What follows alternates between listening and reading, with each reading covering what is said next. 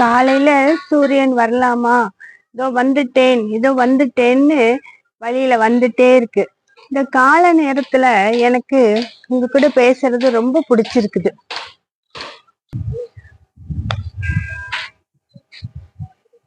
கால நேரத்துல நான் எப்பயும் இந்த புறாக்களுக்கு காக்காக்கெல்லாம் கொண்டு வந்து பிஸ்கெட்,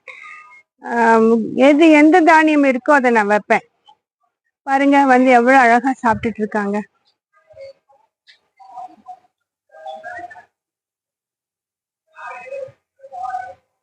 இப்பதானே நம்ம சூரியனை பார்த்தோம், பாருங்க வானம் மூடிக்குச்சு, என்னன்னு தெரியல. நான் எங்க வீட்டை சுத்தி இருக்க இத காமிக்கிறேன் பாருங்க.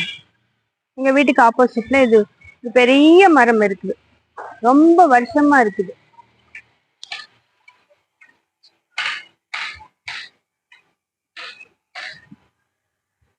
இது எங்க வீட்டு மேல இருக்க ரூம்.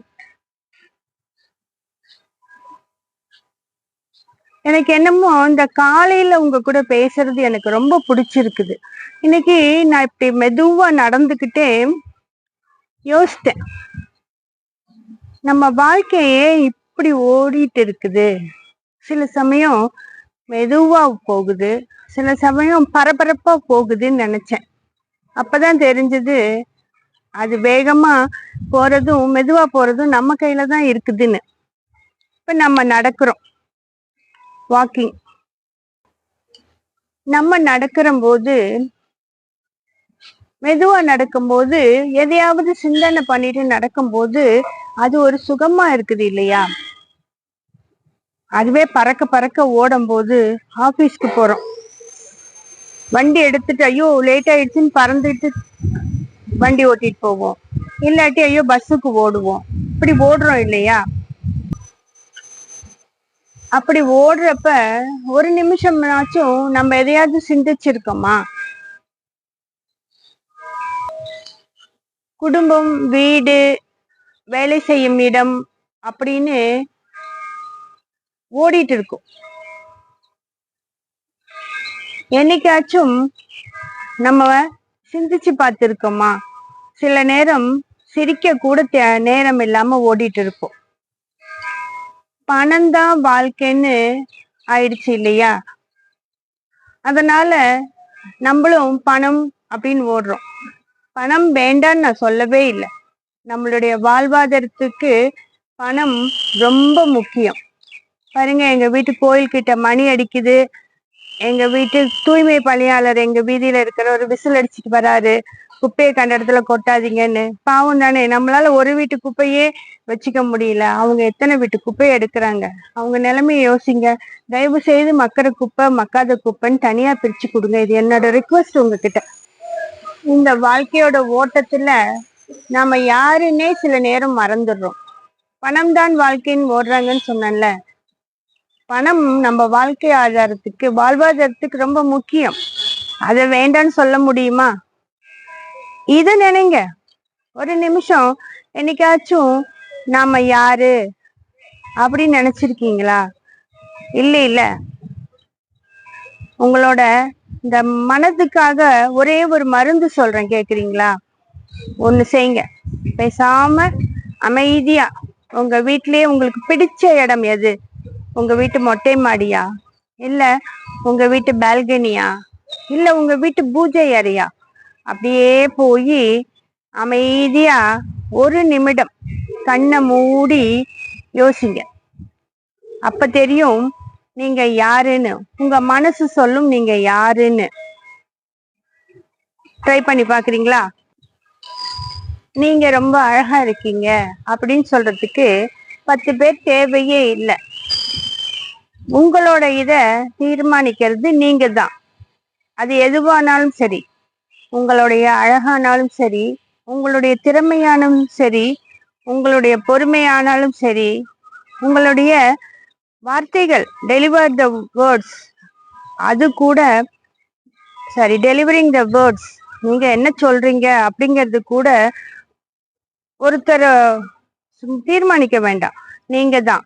நீங்க யாருன்னு உணர்ந்துட்டீங்கன்னா, உங்க மனசு சொன்னதை உணர்ந்துட்டீங்கன்னா, அதான் உங்களோட மனதின் வெற்றி. உங்க வாழ்க்கை பாதத்துங்க ஒரு நிமிஷம் மாத்தி அமைக்கும். கால நேரத்துல உங்ககிட்ட பேசிட்டு இருக்கு இந்த மோட்டிவேஷன்ல உங்களுக்கு ஒரு சின்ன ஊக்கத்தை கொடுக்கறது தான். எனக்கு காலை நேரத்துல உங்க கூட பேசுறது ரொம்ப பிடிச்சிருக்குது. இதுல யாராவது ஒருத்தருக்குனாச்சும் ஒரு தெளிவு பிறந்துச்சுன்னா அதுவே எனக்கு வெற்றி. கோவில் மணி எவ்வளவு அழகா ஒழிக்குது பாருங்க. அது மாதிரி நம்ம உங்களுடைய வாழ்க்கையும் ஒளிமயமாவும் இருக்கணும்னு நான் இறைவனை பிரார்த்திக்கிறேன். குயிக் ரெசிப்பியில் குயிக்காக சொல்லிடுறேன். வேக வச்ச உருளைக்கிழங்கு எடுத்துக்கோங்க. இல்லை நீங்கள் தோல் சீவிட்டு பச்சையாக கூட போட்டுக்கலாம். உங்களுக்கு எது சௌரியமோ அதை போட்டுக்கோங்க. இப்போ வாங்க நான் என்ன செய்யலான்னு சொல்கிறேன். இந்த உருளைக்கிழங்குல தேவையான அளவு மிளகாய்த்தூள், மல்லித்தூள் போட்டுக்கோங்க. அரிசி மாவு போட்டுக்கிட்டிங்கன்னா நல்லா மொறுமொறுன்னு வரும். தேவைக்கேற்ற உப்பு போட்டுக்கோங்க. அடுத்தது இஞ்சி பூண்டு பேஸ்ட்டு சேர்த்துக்கோங்க. இப்போ இதை எல்லாத்தையும் ஒரு ஃபோர்க் அல்லது ஸ்பூன் வச்சு கலந்து விடுங்க. கையில் கலந்து விட்டிங்கன்னா 3/4 பதத்துக்கு உருளைக்கிழங்கு வேக வச்சு எடுத்துக்கோங்க. இல்லை இதோட சின்ன சைஸ் போட்டிங்கன்னா அப்படியே வேக வைக்காமே போடலாம். முதல் நாளே வேக வச்சுக்கிட்டிங்கன்னா காலையில் லஞ்சு ப்ரிப்பேர் பண்ணும்போது ஈஸியாக இருக்கும். இப்போ பாருங்கள், நான் கலந்து எடுத்து வச்சுட்டேன். நல்லா இப்படி குலுக்குனிங்கன்னா எல்லா மசாலாவும் ஒன்றா மிக்ஸ் ஆகிக்கும். ரொம்ப ஈஸி. இப்போ வாங்க என்ன பண்ணலான்னு பார்க்கலாம். ஒரு 1/2 அன் ஹவர் ஊற வச்சிங்கன்னா கூட போதும். இதெல்லாம் மிக்ஸ் பண்ணி இப்போ கடாயில் எண்ணெய் வச்சு ஒன்றும் வேண்டாம், வேறு எதுவுமே தாளிக்க வேண்டாம். சூடானதுக்கு அப்புறம் முதல்ல கருவேப்பிலை போடுங்க. கருவேப்பிலை பொரிஞ்சோடனே நம்ம வேக வச்சு எடுத்து வச்ச உருளைக்கிழங்குகளை அந்த எண்ணெயில் சேர்த்து அப்படியே அந்த எண்ணெய் சூட்லேயே மீடியம் ஃப்ளேம், இல்லாட்டி உங்களுக்கு டைம் இருந்தால் சிம்லேயே வச்சு மெதுவாக வறுத்திங்கன்னா உருளைக்கிழங்கு நல்லா ஃப்ரை ஆகி வரும். சும்மா கிண்டி விடக்கூடாது. முதல்ல இப்படி மிக்ஸ் பண்ணி வச்சதுக்கப்புறம் ஒரு மூடி போட்டு மூடி வச்சுருங்க. நல்லா பரப்பி விட்டு நல்லா ஒரு 5 நிமிஷம் வச்சிங்கன்னா கூட, ஏன்னா இது ஏற்கனவே வெந்தது இல்லையா, சும்மா கிண்டினோம்னா உடஞ்சி போயிடும். அதனால் மெதுவாக கிண்டி ஜென்டலாக கிண்டி ஒரு மூடி போட்டு மூடி வச்சுருங்க. ஒரு 5 மினிட்ஸ் ஒரு 7 to 8 மினிட்ஸ் கழித்து பார்த்திங்கன்னா இந்த மாதிரி அந்த எண்ணெயிலே நல்லா ரோஸ்ட் ஆகிருக்கும். இது தயிர் சாதம், ரசம் சாதம், சாம்பார் சாதம், வெரைட்டி ரைஸ் எல்லாத்துக்கும் மேட்ச் ஆகும். ஈஸியாகவும் இருக்கும். முதல் நாளே நீங்கள் இதை வேக வச்சு கட் பண்ணிக்கிட்டிங்கன்னா இருக்கும். ட்ரை பண்ணி பாருங்கள். அடுத்த குயிக் டிப்ஸ், இந்த மாதிரி எலுமிச்சை நம்ம லெமன் ரைஸ், லெமன் ரசம் இதெல்லாம் வைக்கிறதுக்கு நம்ம லெமன் கட் பண்ணுவோம். சில சமயம் லெமன் ஜூஸ் போடுவோம். குயிக்கா சொல்லிடுறேன். அப்ப இந்த லெமனை இப்ப நீங்க ஜூஸ் போட போறீங்க அப்படின்னா ஒண்ணு செய்யுங்க, இதுல கொஞ்சம் சுகர் போட்டு, ஏன்னா லெமன் ஜூஸ்க்கு சுகர் போடுவோம். நாட்டு சர்க்கரை கூட போடுவீங்க. எது போடுவீங்களோ, ஒயிட் சுகரோ நாட்டு சர்க்கரையோ எது போடுவீங்களோ அதை இதுல போட்டு இப்படி நல்லா தேய்ச்சி கொடுத்துட்டு பிழிஞ்சிங்கன்னா ஜூஸ் நல்லா வரும். இதுவே லெமன் ரைஸ், லெமன் ரசம், இல்லை வேற ஏதாச்சும் டிஷ்ஷு, காரமா செய்யற டிஷ்ஷுக்கு, உப்பு போட்டு செய்யற டிஷ்ஷுக்கு லெமன் எடுத்தீங்கன்னா இந்த இடத்துல உப்பு வச்சு இப்படி தடவி கொடுத்தீங்கன்னா சாறு அதிகமா கிடைக்கும். அப்புறம் எலுமிச்சம்பழம் கொஞ்சம் கெட்டியா இருந்ததுன்னா கொஞ்சம் சுடுதண்ணியில அந்த லெமனை போட்டுட்டு கொஞ்ச நேரம் கழிச்சு எடுத்து பிழிஞ்சிங்கனாலும் சாறு அதிகம் கிடைக்கும். அப்புறம் சரி, சுடுதண்ணி வைக்க நேரம் இல்லை, பக்கத்துல குக்கரோ இல்லை ஏதாவது பாத்திரம், குழம்பு வைத்த பாத்திரமோ குழம்பு பாத்திரமோ சுடுதண்ணி வச்ச பாத்திரமோ சூடா இருந்தா அது மேல இந்த லெமனை கொஞ்ச நேரம் வச்சிட்டிங்கன்னா சாறு நன்றாக கிடைக்கும். அப்புறம் இந்த மாதிரி பாதி பிழிஞ்சிட்டு ஒண்ணு தீத்துட்டு இன்னொன்னு கொஞ்சம் இருக்குதுன்னு வச்சுக்கோங்க. இப்படியே நம்ம வச்சோம்னா ஃப்ரிட்ஜில் வச்சா ட்ரை ஆயிடும்.